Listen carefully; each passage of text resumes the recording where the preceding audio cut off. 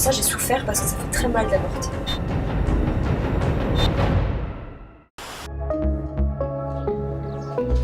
Concernant un sujet aussi intime que celui de l'avortement, c'est plus facile d'aller chercher ces infos sur Internet.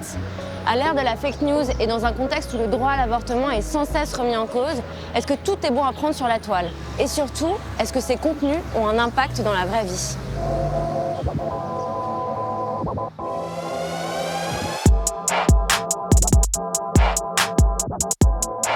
J'ai fait un petit test.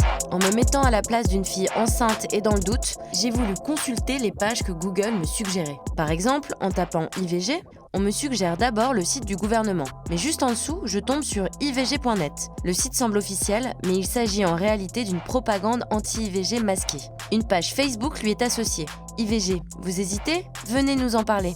Qui recueille plus de 89 000 likes. Ces likes, ce sont autant de followers qui voient pulluler sur leur feed quotidiennement les témoignages de jeunes filles qui ont été traumatisées par un avortement ou au contraire qui ont fait le choix de garder leur enfant et ne le regrettent pas. Et si le doute persiste, un numéro vert est à ma disposition. Je décide d'appeler. Voilà, je suis enceinte. Mon copain voudrait que j'avorte et moi, je sais pas trop quoi faire. J'ai 17 ans et demi, je suis encore au lycée. Je vais passer mon bac là. En 20 minutes de conversation, la dame au bout du fil, Ghislaine, va tenter de me dissuader d'avorter en utilisant des techniques de manipulation bien grossières et pourtant méchamment efficaces. Regardez ce document, vous aurez toute la description de l'embryon. Là, ils disent qu'il mesure de 10 à 14 mm. Il ressemble à un haricot. Oui. Il pèse 1,7 g. 1,7 g, c'est quand même pas grand-chose. Le cœur bat, donc... Et ce n'est pas qu'un autre. Imaginez qu'après l'IVG, vous soyez très dépressif, que vous n'alliez pas bien du tout, que vous cauchemardiez tout ça. Votre copain, de toute façon, je vais vous dire, il n'en a rien à faire de votre décision. Que vous avortiez, que vous n'avortiez pas, de toute façon, il ne sera plus avec vous, et puis voilà. Oui, mais comment je vais faire financièrement si je suis toute seule? Toute femme enceinte, même quand elle n'a pas 25 ans, peut toute seule le RSA. Et ça suffira? Ça va vous aider. Imaginez qu'après vous souhaitiez concevoir, avoir des enfants, que vous n'arriviez pas après le DG, je vais vous dire. Ça existe, ça? C'est possible? Ah oui. Il y a des risques d'être moins fertile. À la fin du coup de fil, Ghislaine me fait promettre de la recontacter dans les 48 heures et insiste pour prendre mon numéro de téléphone. Traumatisme, culpabilisation et mensonge, j'ai eu droit à la totale pour influencer mon choix et que je décide de garder ce bébé. Après ce coup de fil, j'ai pris le temps de me pencher davantage sur la page Facebook. Un certain nombre de témoignages postés sur le groupe étaient illustrés par des photos de femmes en pleurs ou pensives. Toujours les mêmes photos, bien que les témoignages changent. Virginie devenait Coralie, qui devenait Maëva. Alors, j'ai été me balader sur une banque d'images. Et là, bingo, j'ai retrouvé Maëva. Le but de cette technique était d'ajouter de la gravité aux témoignages.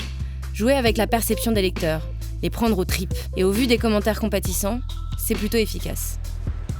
Mais les personnes derrière ivg.net et cette page Facebook ne sont pas seules. Ils participent à une tendance qu'on appelle pro-vie, qui fait aujourd'hui des émules. Le débat sur le mariage pour tous en 2012 a décomplexé le discours d'une mouvance ultra-conservatrice en France. Un de leurs chevals de bataille, c'est la remise en cause de la loi Veil, qui autorise l'avortement depuis 1975. Avant cela, les femmes utilisaient des méthodes barbares pour avorter dans des conditions sommaires. 250 femmes mouraient en France chaque année avant la dépénalisation de l'avortement. Une urgence sanitaire donc, mais aussi une vraie avancée pour le droit des femmes à disposer de leur corps. La loi est claire. Toute femme a le droit de se faire avorter sans justification jusqu'à 12 semaines de grossesse. Depuis, 220 000 femmes ont recours à l'IVG chaque année, un chiffre stable depuis 20 ans. Et bien que, comme l'a dit Simone, aucune femme ne recourt de gaieté de cœur à l'avortement. On estime qu'une femme sur 3 fera un IVG dans sa vie. Et dans 72% des cas, la femme qui a recours à l'IVG était pourtant sous contraceptif. Un oubli de pilule, une capote qui craque, ça arrive. Et quand c'est le cas, ce droit assure à chaque femme la liberté de continuer sa grossesse ou pas. Pourtant, près de 40 ans plus tard, la pilule ne passe toujours pas chez certains.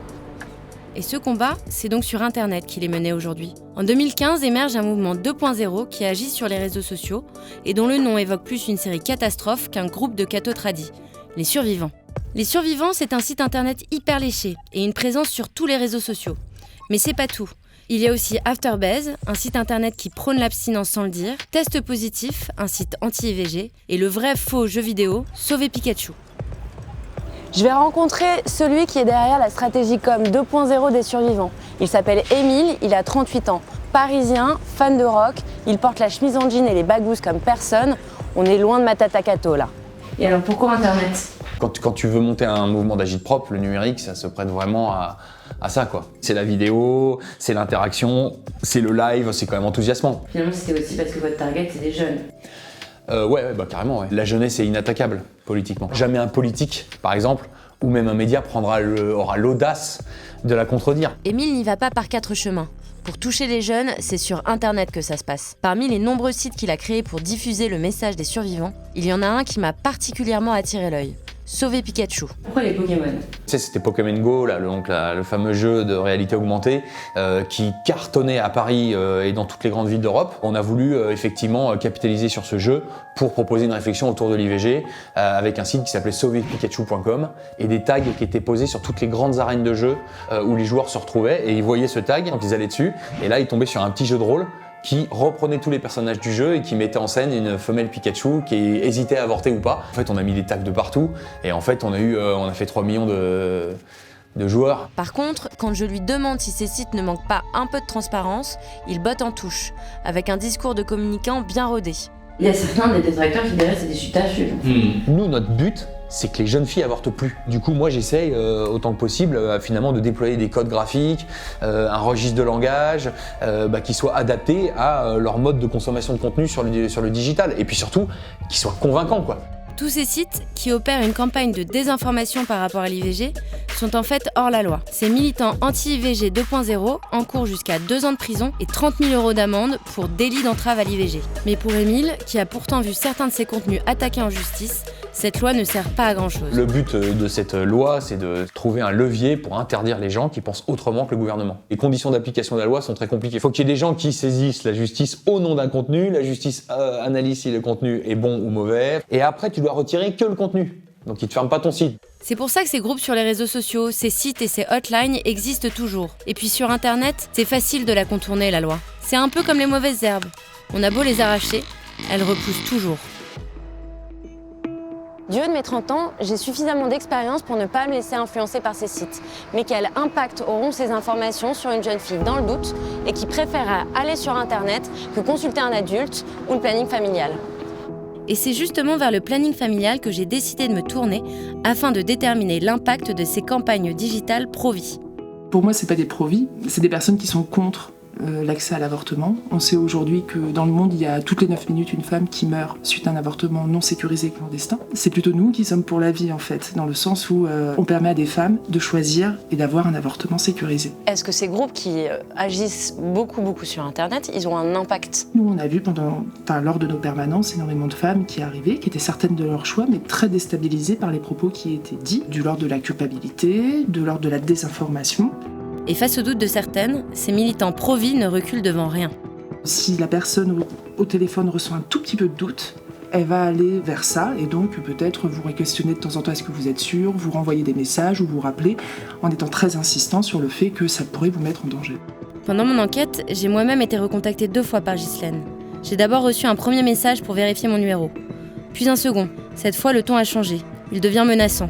On sait qu'il y a des personnes qui ont porté plainte par rapport à du harcèlement. Je pense que c'est à peu près la même technique, c'est de prendre le numéro de téléphone et d'appeler jusqu'à un moment donné, puis on peut voir.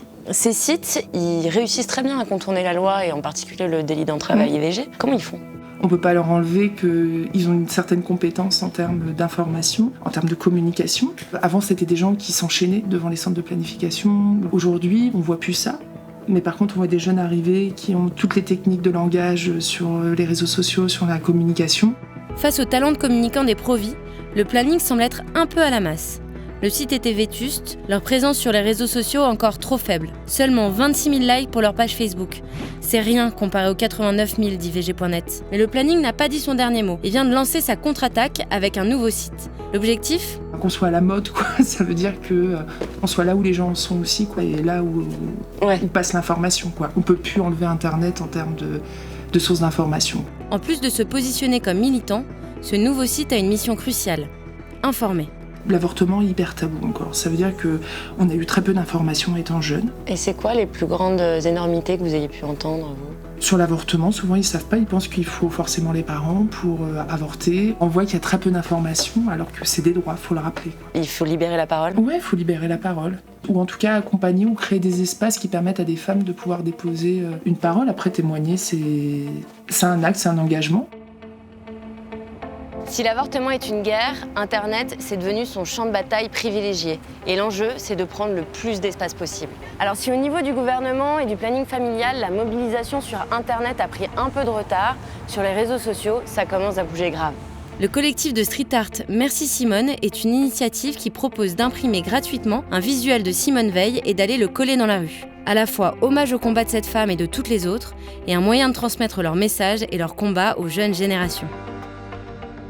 L'un des enjeux majeurs, c'est la libération de la parole sur l'avortement. Et sur Internet, de plus en plus de femmes ont choisi de briser le tabou. Le hashtag YouKnowMe a été lancé par l'actrice Buzzy Phillips après une série de durcissements des lois sur l'avortement aux États-Unis. And maybe you're sitting there thinking, I don't know a woman who would have an abortion. Well, you know me. Depuis, des milliers de femmes ont suivi le mouvement et partagent sur Twitter l'histoire de leur avortement. En France, le compte Instagram « Je bois des cafés, je me fais avorter » raconte en 26 posts l'avortement de Clara. Un récit intime et libérateur pour sortir des clichés et ouvrir la discussion. Je l'ai rencontré dans nos studios. Qu'est-ce qui, à la base, t'a poussé à créer ce compte ? J'ai toujours écrit. Et donc, quelques mois après avoir vécu cet avortement, j'ai ressenti le besoin de l'écrire.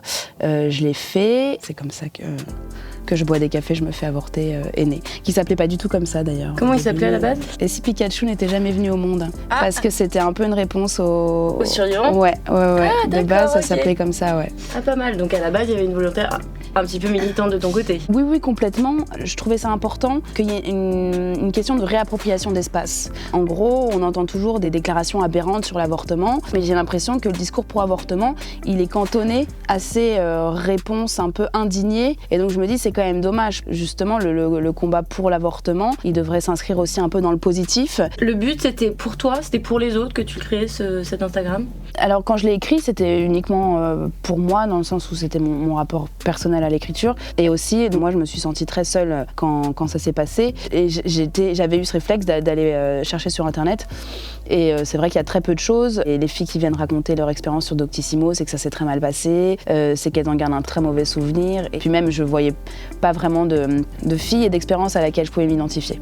Les femmes qui ont commenté, est-ce que certaines l'ont aussi utilisé pour elles raconter leur expérience ou te remercier ? Je pense notamment en dessous de la case commentaire, il y a beaucoup de femmes qui se sont mises à raconter leur propre avortement. Et j'ai reçu aussi des messages privés, ça a déclenché un besoin de partager sa propre histoire. Mais que tout le monde n'a pas pu faire. En fait, il y a même des filles qui m'ont envoyé des messages en me disant voilà, j'ai lu ton histoire, j'ai trouvé ça très bien, mais désolée, j'ai pas pu m'abonner parce que je voulais pas que ma famille et mes amis voient que je m'abonne à un compte sur l'avortement. Et puis il faut être armé aussi, c'est-à-dire que il y a un vrai débat aujourd'hui et il y a beaucoup de critiques. Quand je l'ai mis sur Instagram, tout le monde me disait c'est hyper courageux, etc. Et moi, c'est vrai que je me suis pas dit je suis courageuse de faire ça. Alors oui, peut-être qu'il faut un peu de courage, mais moi c'est pas quelque chose que j'ai spécialement ressenti. Je me suis dit juste j'ai envie de le faire, je vais le faire.